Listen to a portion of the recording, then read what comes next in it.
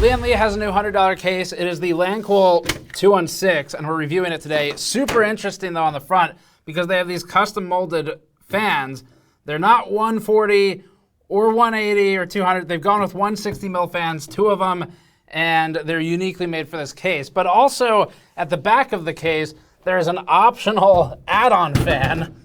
Check that out and tell me that's not an afterthought. So they've got one of these too. We're gonna be benchmarking these configurations, and this case as it compares to the original 215, which, as a reminder, the 215 landed on our best cases of 2020 list. We're gonna have to cut this part. So as I was saying, the 215 has 200 millimeter fans on the front, but they were strapped to a SAMA case, and it was originally closer to 70, 80 bucks, $100 these days. That's $100, the 216 that is. So the 216 clearly a replacement for the 215, but with more custom-made fans, and they're not even really losing surface area because the case comes out to here on this fan.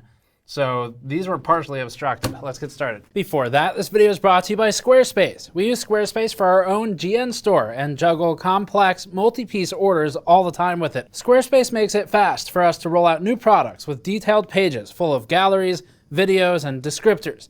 It's also useful for your own resume sites, for photographer or project portfolios, or for starting your new small business idea. There's never been a better time to try and start your new business than right now, and we can vouch that Squarespace makes it easy. Visit squarespace.com/gamersnexus to get 10% off your first purchase with Squarespace. So the basics for the 216, there's three versions. The one we have, we specifically requested the cheapest one. They tend to do better in our value comparisons, and that's because it doesn't have RGB. So this is a $100 option. There is an RGB with black coloring for $110, and then there's RGB with white coloring, similar to this Lancool III's color, for 115 bucks. So those are the three options. The Lancool 216 takes some design elements and ideas from the Lancool III, but it's way cheaper. And it's obviously not all the way there. I mean, this case is very complicated. It's got all these mechanical elements to it we already talked about in our review, where there's just springs all over the place, lots of doors, lots of things going on, where you've got all these different panels. There's more doors in here, and there's these spring attached drive sleds. We covered all that already. So obviously that thing's expensive to make.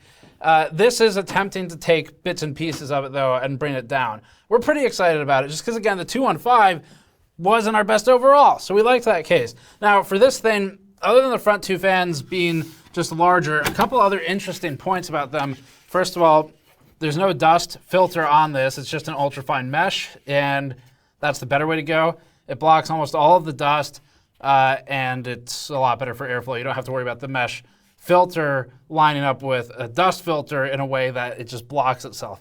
So this is pretty straightforward. It's gonna be good for airflow, and the panel itself isn't really gonna be obstructing much. Now with the way these are molded and designed, it is pretty interesting because they've done it so that it basically fits up against the panel and provides this flow guide inside of the fan. You can see that circle around the inner diameter of it, similar to a lot of GPU fans, where Lian Li is able to block any meaningful air leakage out the sides of the fan as it's mounted to the case. So that's an upside. Now, downside is it's custom. You're not really going to be able to find radiators for the most part that fit these. You'd probably have to replace it with something else, and that just kind of sucks because then the fans are a large part of the case. But we think this is Lian Li's way of trying to do the larger fan thing that's becoming popular without increasing the width of the case too much and without totally retooling. Because again, the outsides of this case, just like the 215 next to me, they come in enough that it does make a lot of the 200 mil pointless because you're just blowing air into a metal wall. And so you're sacrificing all the pressure that you sacrifice on a 200, and you're not gaining all of the area to push the air through. So this is a good balancing point, and we expect it's going to do extremely well in our thermal benchmarks today. So for the front fans, they're mounted on rails, and we've got them plugged in right now, so I can't completely pull this out to the side. But if you come in around this angle, you'll see that the two rails here can be repositioned. So you can space these out for 120, 140, or obviously these 160 mil fans. Interestingly, these are 160 mil on this side, so the inner diameter of the fan, so the blades and the actual fan, that's 160. The outside's 170 because of that unique shape they have. So you're not going to be able to use those in really anything else. But it's interesting that Lian Li has committed to all of this plastic molding and special tooling for a $100 case. So we think those are probably going to show up more in other cases in the future. But you could swap them out for smaller fans and radiators if you wanted. It's not as good as a complete enclosed radiator tray like you see in a lot of other cases, but at least gives you some options. So just as a counterexample, the radiator tray on the Lancool III is way more advanced. It can be fully enclosed. You can do fans inside or outside of it, depending on how much coverage you want across the mesh for better intake, better lower impedance versus just closer to the front. And then it's also spring-loaded, so you can easily get it in and out of there, and just generally a higher quality radiator tray than what you see on the Lancool 216. But the 216 is way cheaper, so that's kind of the type of trade-off you get with these. Now, as for the other interesting cooling feature of things before we get into the rest of the case, so that fan I was showing earlier, that is optional. It doesn't come with that. We just threw a Noctua fan in there as exhaust. But it's something that's included with the case. It's not, you don't pay for it as an accessory, you pay for it as stock. But this thing covers all except for one slot of I/O. And so what it does, the idea is that if you have a larger GPU, like an FE or something, especially with the fin orientation horizontally, this can help ease with pulling the air out of the GPU and out of the case. Problem is a lot of GPUs aren't horizontal exhaust. They use vertical fin stacks, which is fine. It works. It depends how the rest of the card's designed, but it works fine. But in those cases, this isn't going to do a whole lot, except for pull air out from underneath the GPU, which could help accelerate some intake depending on the rest of the configuration. But this is something that would work great with horizontal fin orientation on, again, an FE type card, except it covers all the I/O. So if you need any I/O below the top slot, which is rare on GPUs, but still sometimes a thing, then this blocks it. And if you do anything with NICs, like add-in cards or sound cards, anything like that might be in these PCIe slots, you're not going to be using this thing. And that size for 120 mil. So to get that in, though, requires some motherboard movement. The case is sized so that you can put the board in either a water cooling mode or an air cooling mode. And default, it ships in what they call water cooling mode. Realistically, all this means is that the motherboard moves. So moving the motherboard a few centimeters does not instantly change how the case behaves. It's pretty similar. It's just that you get some more radiator clearance at the top in the default water cooling mode, and you can attach this thing in the air cooling mode, but it moves the GPU up to the top slot in the expansion slot. So that's what that is. I'm going to pass over to Patrick, though, to actually talk about how it works and show what it looks like. So right now I have it set up in water cooling mode. This is the way the case ships. So this is the mode with the motherboard shifted down 2 centimeters. It's a pretty conventional case layout, but it does give some extra room above the motherboard so that you can have wider radiators, like maybe a 280 millimeter CLC with a radiator and fan stacked on top of each other, and it won't clip into the motherboard. So that radiator compatibility is really the main feature of water cooling mode. In order to switch between the two modes, it's really just about moving the motherboard standoffs up or down. You do also have to rotate the rear I/O assembly because, obviously if the motherboard moves up or down, all these ports move up and down. And in order to rotate this, you got to take this fan out of the back. But I promise, it's not that much of an issue. So I'm going to go ahead and do that now, and then we can talk about air cooling mode. So you're going to want to switch modes before you actually build the system. If you want to switch modes after you've installed everything in here, it does involve taking the motherboard out, and taking the motherboard out involves disconnecting everything. So this is something you want to make your mind up about before you put all your parts in.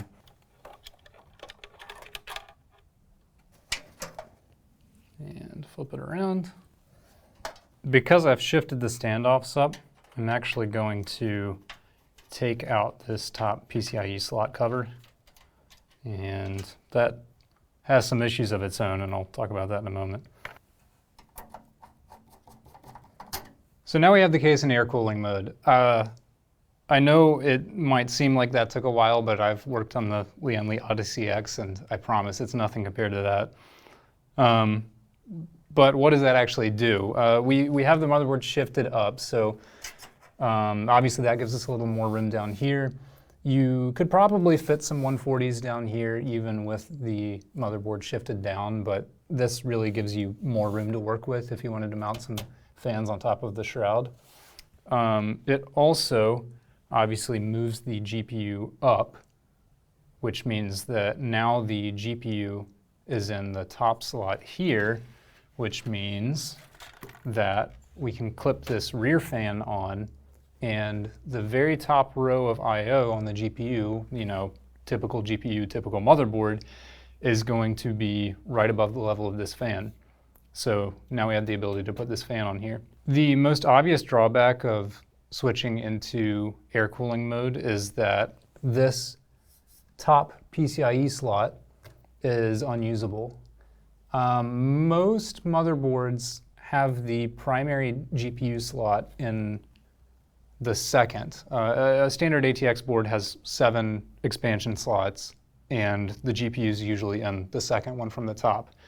If you have like an X299 Dark, for example, or if you have maybe a small form factor board where the GPU slot is in the very top slot, then you're not going to be able to use air cooling mode. Shifting the board up is going to eliminate that top slot, and you're not going to be able to use it. If you're worried about compatibility with air cooling mode, the easiest way to check is just if your primary PCIe slot, the one you want to use for your GPU, lines up with the center row of screw holes on your board, or the bottom row if it's micro ATX, that's going to get cut off in air cooling mode. If your GPU sits below that center row of screw holes, then you're good. It won't be cut off. Lian Li's done transforming cases before. They've tried it on the small form factor O11s. We liked those. They've tried it on the Odyssey X. We did not like that. And they've done it here, where we just have to ask why wasn't the case a couple centimeters taller.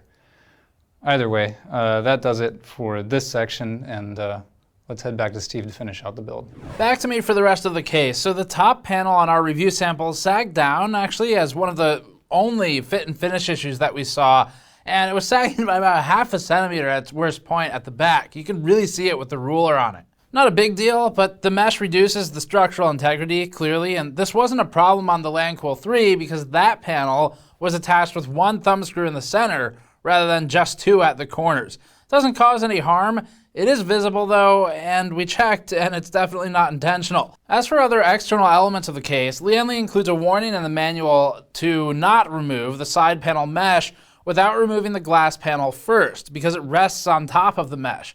We gave it a try. It's pretty hard to do it incorrectly. You'd have to be extremely determined to damage the case, so it kind of falls under that category of if it feels like you're gonna break it, you should stop. Internally, the motherboard tray sits flush with the cable grommet bar. You saw some of this when Patrick was doing his demonstration, and it allows wider than ATX motherboards to overhang, but there aren't additional standoffs for them, obviously. The bar can be flipped to move the grommets toward the front of the case for a maximum motherboard width of 280 millimeters, although wider boards could be installed by overlapping the grommets as well. For cable management, it's good, although that's been the rule rather than the exception these days for the past couple years now with case reviews.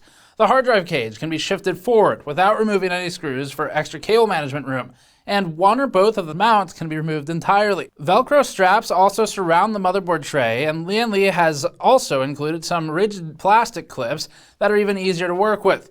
Lian Li suggests using the 2 straps above the PSU to hold cable slack rather than stuffing all of it under the power supply shroud, and that should work well, but only if that area isn't being used for SATA cables. The steel side panel isn't held in place with any screws, so tidy cable management is important for this one, but we had no problems keeping it fastened. Front I/O is the usual. On one hand, Lian Li has provided 2 Type A USB ports and a Type C, but on the other, it's sticking with a combined audio jack.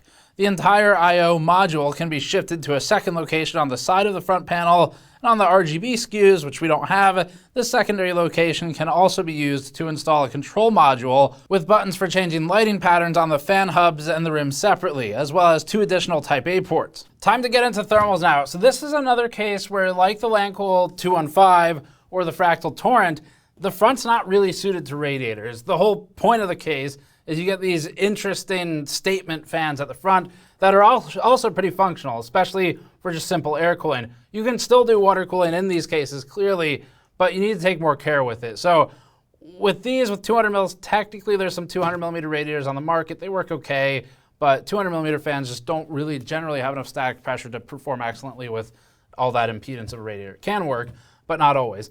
For 180s, you can definitely get a high performer with a 180 mil radiator, but that's a really rare radiator size. We have one in our own Torrent water cooling build. In this case, your options are pretty limited because of the case fans. And so what's going to happen is if you do want to put a radiator in the front, what we need you to be aware of is that, you basically should take the fans out and replace them, which sucks because that's a lot of the cost of the case.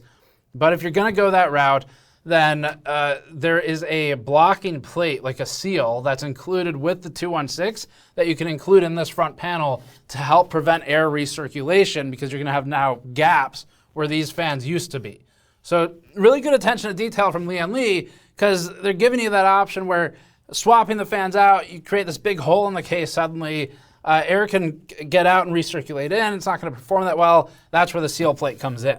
And as far as CLCs go, or closed loop coolers, AIOs, as a lot of people call them, you really don't want to mount it in the bottom. So there are bottom mounts for fans. You can see them in here, and it is tempting to maybe put a radiator down there. Now a radiator in open loop, that's going to be okay as long as the pump's sort of surrounded by water otherwise.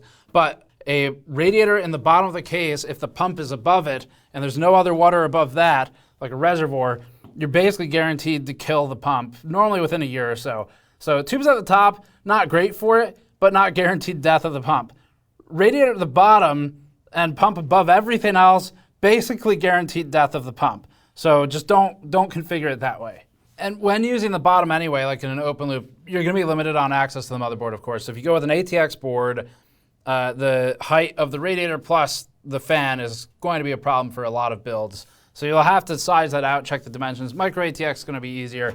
And as for if you want to do a radiator like in the front or the top or something, our recommendation, go with the top mount. It is available. And if you need the extra space, you can move the motherboard. Okay, enough of all that. Let's get into the actual benchmarking now and see how this thing performs. So for most of our tests, we kept the case in its water cooling mode, as they call it, because that's the way it ships by default. And it's also more widely compatible. It's therefore fair to treat it as the performance baseline.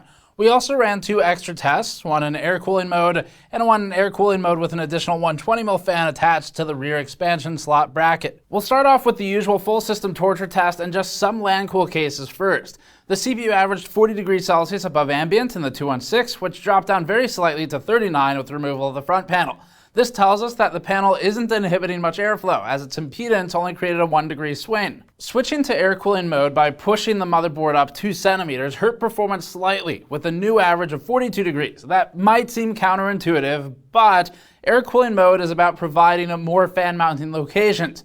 By itself, it shouldn't really change the airflow pattern if no fans are actually added. With the case still in air cooling mode, adding the 120 mil Noctua fan from our standardized set to the optional rear bracket didn't change the average either. The fan is entirely focused on GPU exhaust, so it makes sense that it wouldn't strongly affect CPU temperatures. The Lian Li Lancool 2 and 5 predecessor scored a respectable 45 degrees average, but the 216 is in another class entirely. It's a big improvement for Lian Li. Here's the comparative chart. The Lancool 216 sets a new record on this chart, effectively tied with the all-time great Fractal Torrent. Fantech's $100 G360A, not shown here, is the most relevant competitor on the market, and that's because of its $100 nearly identical MSRP and Lian Li's past strategy of targeting Fantech's P400A with the 215. But we'll cover the G360A in more detail in the future. Fractal's slightly more expensive Torrent Compact is similar in spirit and in performance, averaging 41 degrees in this test. During the same baseline torture test, the GPU averaged 55 degrees Celsius above ambient. Removing the front panel still had little effect, lowering the average to 54 degrees, but only on the edge of our margin for error.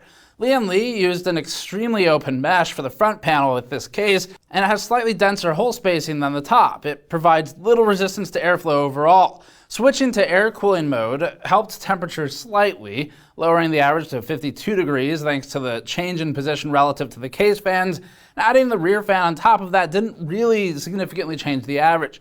The front intake fans force a strong positive pressure layout, so there's really not any rear intake for the rear fan to cut off. But it doesn't help either. Part of that is because the fins are oriented top to bottom. This is still true for a large percentage of video cards, so really whether this helps or not will depend on the GPU that you have. We don't see the benefit we might see on, say, an FE card for a 4090, which has a specific rear exhaust pattern. Actually, if you look at our Schlieren imaging of the 4090, you can see how it kicks a ton of air straight out the deco fins on the back of it in the I/O plate and in a straight line. That's where we'd expect to see this rear attached fan matter more, but here it serves no purpose, and that'll be true for a lot of other cards with top to bottom fins as well, or cards that can just eat all of the air they're given anyway from the front fans, and part of that's just because if the rear fan isn't really pulling more air into that chamber, the only way to benefit from it would be as intake, and then you introduce other variables. In the comparative chart, the Torrent Compact and the Lancool 215 averaged within 1 degree of each other, at 51 and 52 degrees above ambient respectively. The 216 still has a respectable place on the chart, but it's not the complete chart topper that CPU thermals were. Using the 52 degree air cooling mode average instead, the 216 ties the 215. Balancing that with slightly worse CPU thermals, it does seem like air cooling mode is potentially the ideal configuration for air-cooled systems. Shocking. Average GPU temperature during the Firestrike Extreme test was 54 degrees over ambient, but within margin of error of the original torture test result. We use the results of this test as an indicator as to whether or not GPU exhaust affects CPU thermals. In this case, it doesn't. The 160mm intake fans move a ton of air, much like the Torrent, and there's just not much chance for hot air to linger in this case. In the same test, the 215 averaged 51 degrees, and the Torrent Compact averaged 50, for a near exact repeat of the GPU torture section results. With the 216 reconfigured to air cooling mode, it would probably tie these other two cases based on our previous results. The first of our two Blender test passes runs on the CPU, so this reduces the thermal load versus the previous ones. Its average temperature was 33 degrees above ambient here, maintaining the 216's position as one of the best CPU thermal performers. The Torrent Compact and the Lancool 215 were both warmer at 34 and 38 degrees respectively, a big swing for that second one, with only the original Compact again effectively tied with the 216. The second Blender test renders on the GPU, which averaged 24 degrees above ambient. Lower average temperatures in this test means smaller deltas between cases, so the Torrent Compact ties the 216, while the 215 is basically also the same, but technically ahead. For the standardized fan test, we left the motherboard in its stock water cooling mode position. Remember, this doesn't really have that big of an impact on things. We swapped the two 160mm intakes for our standard Noctua 140s, and the 140 exhaust fan we swapped for the standard Noctua 120. Lian Li's stock fans must be mounted on the outside of the fan rails on the case, but we chose to mount the 140s on the inside of the rails in order to give them better access to the full surface area of the front panel. Remember that this test is a viewer request. In this instance, it'll likely be worse than the stock fans because we're decreasing the size and the stock fans are really good. So that's one of the downsides of doing standardized fan testing. Average CPU temperature climbed to 42 degrees, a rare instance where the standardized fans perform worse than stock, albeit only slightly. That keeps the 216 at the top of the chart, next to other cases with extremely open front panel designs like the H5 Flow and the Pop Air RGB. The difference is that the 216 has the stock fans to take advantage of that front panel. So does the Torrent Compact actually, and that one averaged 41 degrees here. Average GPU temperature also climbed, this time up to 57 degrees, pushing the 216's performance from middling down to poor in this test. The Torrent Compact managed a 52 degree average, while the 216 is closer in performance to ultra budget cases like the P360A and the Air 1000 Lite. The lesson here is to keep the Lancool 216's stock fans installed. You paid for them anyway. On to noise. The 160mm stock intake fans are listed as 1600 RPM, which is actually really fast for their size, and fast means loud. We do all of our stock testing at 100% fan speed, and at max speed, we measured the Lancool 216's noise level to be 49.2 dBA. That's one of the loudest readings we've ever seen for a case, fittingly right behind the maxed out Torrent's 50.8 reading. In order to reduce the noise level to the 36 dBA threshold that we use for noise normalized testing, where we set all cases to the same noise level, we had to reduce fan speeds to 37% for an actual speed of 850 for the front fans anyway. There's clearly a point of diminishing returns with the 216's fan speeds, because that massive reduction resulted in a barely worse average of 43 degrees for the CPU temperature. That's our best result so far in this test, beating the Torrent Compact's 44 degree average, they're basically tied here, and the 215's 47 degree average. And that is in spite of both cases being exceptionally strong performers in this category. GPU temperature was even less affected with the new average of 56 degrees, but given that the original GPU average wasn't great, this puts the 216 in the middle of the chart. It's tied with the Torrent Compact, but the 215 pulls ahead with its giant, quiet 200mm fans at 53 degrees. Wrapping up then, it's a pretty interesting case. There's a lot of unique stuff that Lian Li has done, and it's not all completely pointless. The rear exhaust fan was not useful in our configuration, but you're adding a fan to the back of the case. There are configurations where it'll help. It's going to be specific though. So again, horizontal fins on a GPU, very likely it'll help. You can play around with intake too. That would probably provide more fresh air to the GPU, but you're going to affect other currents in the system. So it would take some testing, and there's a lot of variables if we wanted to test them all. And it mostly revolve around swapping video cards. Another feature we liked a lot was the top being removable, partially removable. So on the Fantex cases, they started doing these things where you could take the entire top panel off, which is awesome because getting your hands in there for an EPS 12 volt connector for the CPU is way easier when you can do that.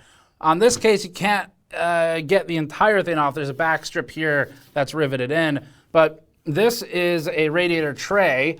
So it's a fan mount radiator tray on the top here. So you can pull this out. It's got some screws in the front holding it in, screws on the top in the corners over here, and it also gives better access to the EPS 12 volt.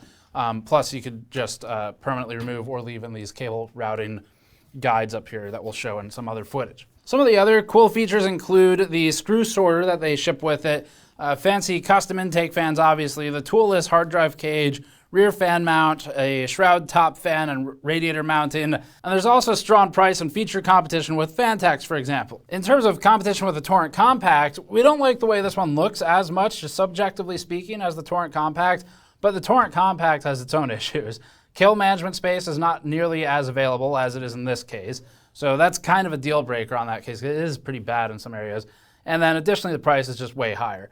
So at $100, the 216, it's a very competitive case. It performed excellently in some of our thermal tests. Not all of them. It's not a clean sweep with the GPU, but depending on your build, because of this fan, it's a little sloppy. Like it's just bolted onto the back. But depending on your build, it could be very good for the GPU. Overall, though, extremely strong positioning thermally. The different modes, so water and air cooling, feels a little silly. They're basically trying to add a gimmick feature hybrid to avoid changing the case tooling and size. So it revolves around the price. That's why that's there. They could just choose one, but Lian Li is trying to basically find a way to get this fan in there, and that was the way they did it. So anyway, the case could obviously just be a little bit taller, and that would be the much easier solution. It wouldn't even be that much taller, but then you've got potentially new tooling. So, and also potentially different shipping costs. Overall, we really like it for $100. RGB, more expensive, is reasonable as well at 110, 115 for the white and RGB. You're not really changing that much in terms of the value. So this is a good showing from Lian Li. The 215 these days is $100 anyway. So the 216, we think it should definitely be on your list for considerations for a case. And that's going to wrap it up for this one. Thanks for watching as always. Subscribe for more. You can go to store.gamersnexus.net to help us out directly, like by grabbing, can't pick that one up, it's filled with screws. One of our coaster packs like these on the store. They are in stock and shipping now. Each one gets 4 different designs. So every pack includes a RAM coaster, a GN logo coaster, a really cool motherboard, and then we've also got the SSD coasters. So subscribe for more. We'll see you all next time.